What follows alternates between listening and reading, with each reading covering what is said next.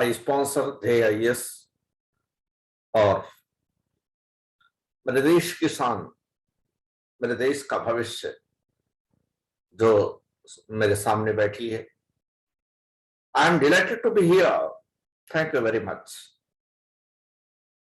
My name is doctor Ram Kumar Verma, ex assistant professor Baba Saheb Bhimrao Ambedkar university and mentor, historian, Dhyeya IAS.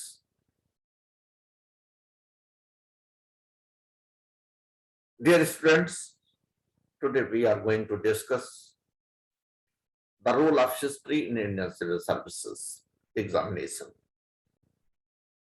Civil services examination में history का क्या contribution है? First of all हम देखेंगे कि history as a optional subject किस प्रकार से कंट्रीब्यूशन कर सकती है। दूसरे पोर्शन में हम देखेंगे कि जनरल स्टडी में क्या कंट्रीब्यूशन कर सकती है। सबसे पहले हम ऑप्शनल की बात करें। हिस्ट्री हिस्ट्री ऑप्शनल सब्जेक्ट के रूप में एक बहुत अच्छा स्कोरिंग और बहुत ही फायदेमंद सब्जेक्ट है। ऐसा कैसे कह सकते हैं? How you can say? ऐसा इस तरह से कह सकते हैं कि जनरल स्टडी में आपकी 4 पेपर है मेन एग्जामिनेशन में। Paper first, paper second, paper third, paper fourth. Paper first में हिस्ट्री के 3 सेगमेंट हैं, art and culture, modern Indian history और modern world history. Preliminary examination में अगर आप देखें तो उसके सिलेबस में दिया हुआ है history of India and Indian national movement. Indian national movement is a part of modern Indian history. Hence you can say Indian history is in your syllabus in preliminary examination. इसका मतलब preliminary examination में आपको ancient, medieval और modern तीनों पढ़ना है। फिर इसको रिपीट करिए मेन एग्जामिनेशन पेपर फर्स्ट में एंशियंट और मेडिवल मॉडर्न तीनों के आर्ट एंड कल्चर भी पढ़नी है जो डिस्क्रिप्टिव नेचर का होगा। मॉडर्न इंडियन हिस्ट्री दूसरा सेगमेंट है पेपर फर्स्ट का जो आपने प्री में भी देखा, और मॉडर्न वर्ल्ड हिस्ट्री वो प्री में नहीं है। इस तरह से एंशियंट, मेडिवल, मॉडर्न वर्ल्ड आपने प्री एग्जामिनेशन के लिए, मेन एग्जामिनेशन के लिए अर्थात ऑब्जेक्टिव क्वेश्चन के लिए, डिस्क्रिप्टिव क्वेश्चन के लिए दोनों पढ़ लिया। यानी एंशियंट, मेडिवल, मॉडर्न आपने चाहे ऑप्शनल सब्जेक्ट में रखा हो चाहे ना रखा हो, पूरा पूरा स्टडी करना पड़ा।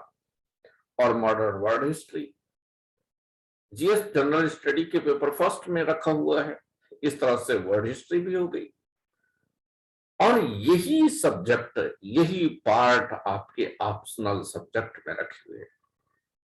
अगर आप जनरल स्टडी के इन चारों सेगमेंट को उठा करके ले जाइए ऑप्शनल सब्जेक्ट में, तो आप पाओगे कि ऑप्शनल सब्जेक्ट का पेपर फर्स्ट एंशियंट और मेडिवल है और पेपर सेकंड मॉडर्न और वर्ल्ड है।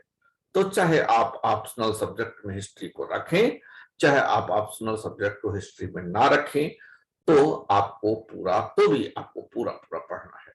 आपको छोड़ नहीं सकते। इसका मतलब ये है कि आप इसमें कुछ भी कम नहीं कर सकते। तो सबसे पहला क्वेश्चन ये है कि क्यों ना हिस्ट्री को ऑप्शनल में रखा जाए। जब हमें पूरा पढ़ना ही है तो थोड़ा 10 हम अपनी स्टडी और कर सकते हैं। तो इस तरह से अगर आप देखें तो कुल मिलाकर के हम कह सकते हैं कि ऑप्शनल हिस्ट्री में जितना हमें पढ़ना है उतना हम जीएस में ऑलरेडी पढ़ चुके होते हैं। इसलिए 10% आप मेहनत बढ़ा लें तो आपका कंप्लीट ऑप्शनल सब्जेक्ट हो जाता है। और अगर ऑप्शनल मजबूत होगा तो जनरल स्टडी भी मजबूत होगा। उससे आप एक तो एक सब्जेक्ट नया पढ़ने से बच जाते हैं और दूसरा नंबर होता है आपका जनरल स्टडी ज्यादा मजबूत हो जाता है। इस पॉइंट ऑफ व्यू से ये हिस्ट्री आपके लिए बहुत ही इंपॉर्टेंट है।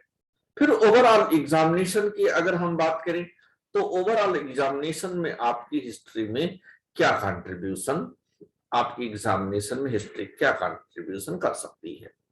आप स्क्रीन पर देखिए, आपकी स्क्रीन पर साफ साफ दिख रहा होगा कि history for civil services examination, history for civil services examination में जो आप अपनी स्क्रीन पर देख रहे हैं उसके 3 पार्ट डिवाइड किए गए हैं। प्री एग्जामिनेशन यानी प्रिलिमिनरी प्रारंभिक परीक्षा, मेन एग्जामिनेशन यानी मुख्य परीक्षा, और इंटरव्यू अर्थात पर्सनालिटी टेस्ट जिसे आप कहते हो। प्रिलिमिनरी एग्जामिनेशन में आपको कंप्लीट इंडियन हिस्ट्री की स्टडी करनी होती है, जैसा कि आपकी स्क्रीन पर दिख रहा है।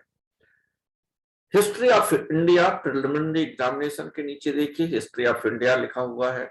उसमें आप 3 डिवीजन करते हो, pre history, proto history and classical history, जिसमें ancient Indian history, medieval Indian history और मॉडर्न इंडियन हिस्ट्री 3 आ जाते हैं।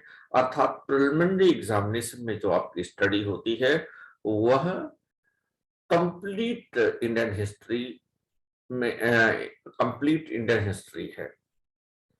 कंप्लीट इंडियन हिस्ट्री आप प्री एग्जामिनेशन में पढ़ते हो, लेकिन इसके क्वेश्चंस ऑब्जेक्टिव नेचर के होते हैं।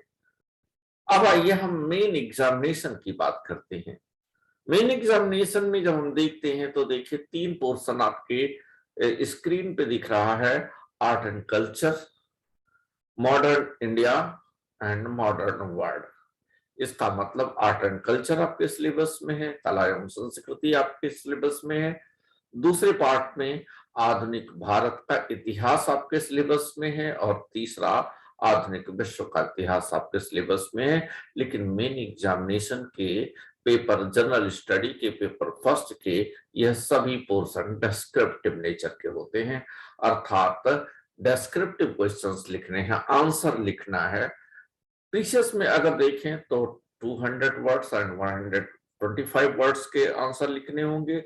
सिविल सर्विसेज में देखें, आईएएस में देखें तो यह 250 एंड 150 वर्ड में आपके आंसर लिखने होंगे। उसके बाद में इंटरव्यू में हिस्ट्री का बहुत बड़ा कंट्रीब्यूशन है, क्योंकि हिस्ट्री में ऐसे बहुत सारे लोग हैं, बहुत सारी पर्सनालिटीज हैं जो आपकी एग्जामिनेशन के पॉइंट ऑफ व्यू से बहुत ही इंपॉर्टेंट मानी जाती हैं। जैसे अशोका द ग्रेट है, हिस्ट्री में चंद्रगुप्त मौर्य है, समुद्रगुप्त है, हर्षवर्धन है। इस तरह से कई पर्सनालिटीज ऐसे हैं जो हमारे एंशिएंट हिस्ट्री में इंपॉर्टेंट हैं, मेडिवल हिस्ट्री में इंपॉर्टेंट हैं, मॉडर्न हिस्ट्री में इंपॉर्टेंट है। तो ये हमारे करंट इश्यूज से भी जुड़ जाते हैं।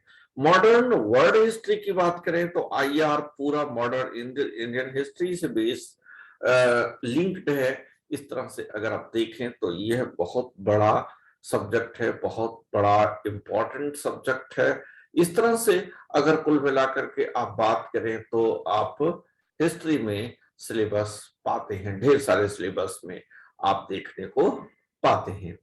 इस प्रकार से अगर आप फिर आगे कंटिन्यू करके देखें तो जो डिस्क्रिप्टिव नेचर के क्वेश्चंस होते हैं उनमें आपको कई सारी बातें पता नहीं होती, जिस पर आपको रेगुलर बात करनी चाहिए, सीखना चाहिए, जानना चाहिए।